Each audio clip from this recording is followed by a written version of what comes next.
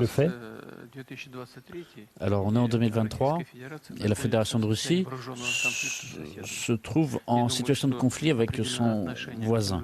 Et ça veut dire que les relations que nous pouvons avoir vis-à-vis de gens qui peuvent porter un dommage à l'intérieur du pays, je vous dis franchement, je ne sais même pas de qui vous parlez. Je ne connais pas ces noms de famille, je ne les ai pas entendus, je ne sais pas ce qu'ils ont fait, ce qui leur est arrivé. Je vous donne ma position sur l'ensemble de ce problème. En Ukraine, on fusille pour ça, pour des choses similaires. Vous savez qu'il y a plusieurs personnes qui ont été assassinées parce qu'elles avaient ouvert leur bouche. Notamment, il y avait un membre du groupe de négociation ukrainien qui a été assassiné, qui a été liquidé quelques jours après une réunion de négociation. Je ne dis pas que c'est ça que nous devons faire. Ce que je veux dire, c'est que pour que nous ayons du succès, notamment dans la zone des combats, il faut respecter des règles précises. Je ne sais pas ce qu'ont fait ces gens, vous me le raconterez. Peut-être qu'ils ont pas mérité ça, ce qu'on leur a fait. Je ne sais pas. Kargaliski, vous avez dit, je ne sais pas. Vous me direz après, concrètement. Mais je me sers de votre question pour vous donner mon opinion sur cette question. La première question, c'était... La première question était pourquoi vous n'avez pas effectué votre visite? Oui, je suis en contact avec tous les collègues.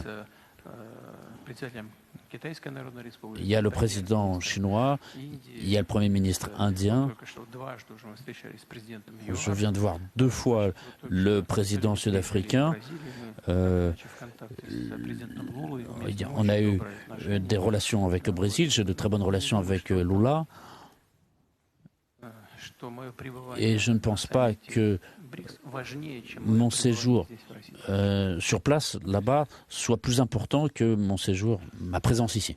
Et vous? Виктор Синюк, известие incluant le thème de l'Ukraine. Et en même temps, il y avait quelques initiatives. Premièrement, il a postponé ils détruisent l'église sur place. C'est un signe très manifeste du fait de ce qui s'est passé. Excusez-moi de vous avoir interrompu avant la fin de votre question. C'est ce qui s'est passé pendant des siècles. Ça, c'est lié à cette relation entre l'Église catholique et l'Église orthodoxe. On a en fait toute l'explication. Donc il y a certainement un mouvement vers là-bas. Mais aujourd'hui, nous avons un message, une nouvelle qu'il veut renommer les événements de quelques événements. Pensez-vous que le changement de nom des rues et des monuments, c'est pas un accident? Alors vous savez, on ne va pas anticiper là maintenant, mais je déplacerai même un petit peu ma réponse à votre question. Le fait qu'ils détruisent les monuments, qu'ils rebâtissent tout, oui, ça c'est clair, tout le monde le sait.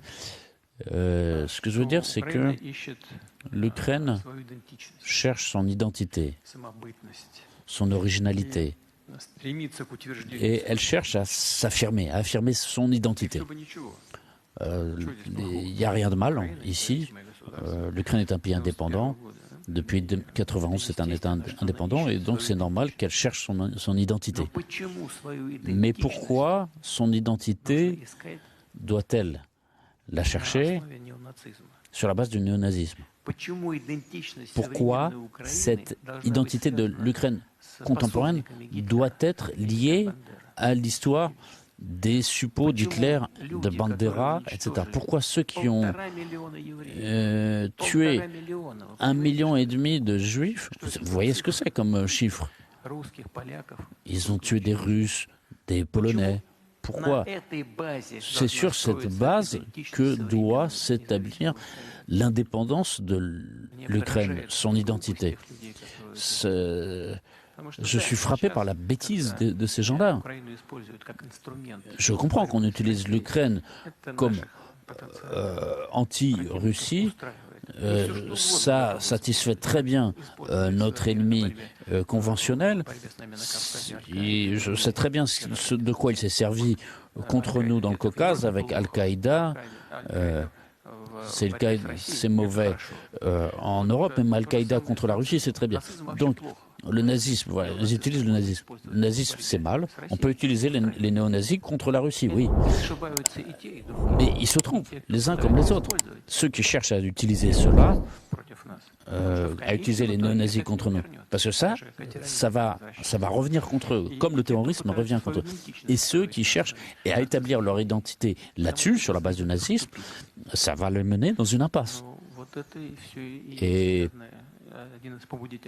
là, je pense que c'est une des raisons pour lesquelles nous devons nous opposer à eux. Olga Matveeva à Mayak Radio. Après le deuxième terract sur le pont de Crimée, et maintenant vous avez augmenté la sécurité. Est-ce que vous avez les propositions sur l'augmentation de sécurité? Oui, j'ai reçu des propositions. Pour l'instant, elles ne sont pas mises en œuvre. Il est peut-être encore trop tôt d'en parler, mais quand elles seront mises en œuvre, on pourra voir, c'est un aspect de protection physique, technique, en utilisant un certain nombre de systèmes concrets. Donc ce n'est pas seulement un contenu idéologique, c'est quelque chose de technique qui a été proposé par les spécialistes. On va mettre ça en œuvre. Ce n'est pas si cher que ça, mais je pense que ce sera une protection fiable. Mais comme vous avez pu le voir, l'armée russe a effectué un certain nombre de frappes préventives sur les sites d'où pouvaient être envoyés les drones et là où ils étaient fabriqués. Bonjour, Vladimir Povanov. Les arguments, on les fait. Une des raisons du retrait de l'accord de céréales de Russie, c'est les événements quand la Turquie viole ses dispositions. Maintenant, il échange deux choses ne sont pas liées. Comment? Je l'ai dit. Oui, il y a notre position qui est normale. On nous avait promis qu'à l'égard de nos produits, de nos engrais, il y aurait des décisions qui seraient prises et qu'on lèverait tous les obstacles logistiques, les blocages des ports, de nos navires, la question des virements, des assurances, tout ça. Rien n'a été fait. Nous avons longtemps répété, on a posé des questions quand, on nous demandait « attendez un peu », etc., etc. Et à chaque fois, on nous a dit « continuez, prolongez l'accord », ça va se... Vous connaissez ce dialogue. Le matin, on vous apporte les choses.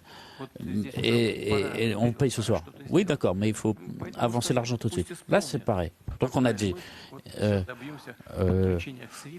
on nous a promis de nous rebrancher à SWIFT. Donc on a dit, bah, faites-le et ensuite on se mettra d'accord. Ici, il n'y a rien de terrible. On a tout dit. Excusez-moi. C'est intéressant à savoir aussi. Hier, on a parlé avec nos amis africains. J'ai attiré l'attention sur 250 000 tonnes qui sont dans des ports de la Baltique. C'est quand même très très bien. Pourquoi? Il y a nos engrais qui sont là-bas. Et nos entreprises ont dit, on va les donner gratuitement. D'accord. Ça veut dire qu'il y a quelqu'un qui ne veut pas que nous gagnions de l'argent là-dessus et qu'on utilise cet argent pour la guerre. D'accord. Mais là, on donne gratuitement. On ne gagne pas d'argent. Et on ne nous laisse pas. On laisse pas. On va rien gagner. On va rien gagner si cet argent va aux pays les plus pauvres. Et alors pourquoi? Et ces engrais ne sont pas libérés. Et je ne sais même pas comment expliquer ça. Si vous avez une explication, donnez-la moi. Je n'ai reçu aucune explication. J'en ai parlé aux pays africains. Pourquoi? Je n'ai pas eu de réponse. Donc c'est un comportement irrationnel. Ça vient de la Russie, donc c'est mauvais. Parce qu'ils voulaient cracher sur les intérêts des pays les plus pauvres. En fait, c'est ça qu'ils voulaient. Et avec les livraisons, cette question des livraisons des céréales, ce n'est qu'une couverture pour un acte immoral. Et qui gagne l'argent, principalement de la livraison des céréales ukrainiennes? Ce sont les traders. Ce sont eux qui gagnent de l'argent.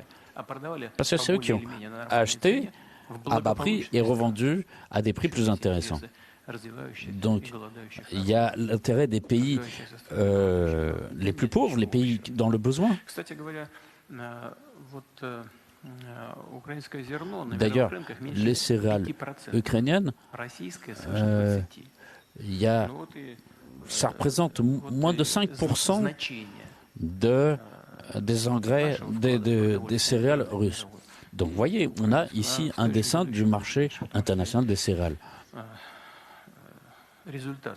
On a ça, il y aura les résultats qui seront plus bas que ceux des années précédentes pour tout un tas de raisons. Si ça continue, en Ukraine, il n'y aura plus personne pour travailler. Ils ont tous été mobilisés. Donc, vous avez parlé de ce qui se passe. Regardez, nous avons noté cela. On a plusieurs personnes qui étaient mobilisées. Donc, ils ont formé des unités à partir du personnel qui est le personnel de piste sur les bases militaires. Ça veut dire qu'ils sont en manque de personnel. Donc, ce n'est pas lié, à part le fait que nous l'avons dit publiquement.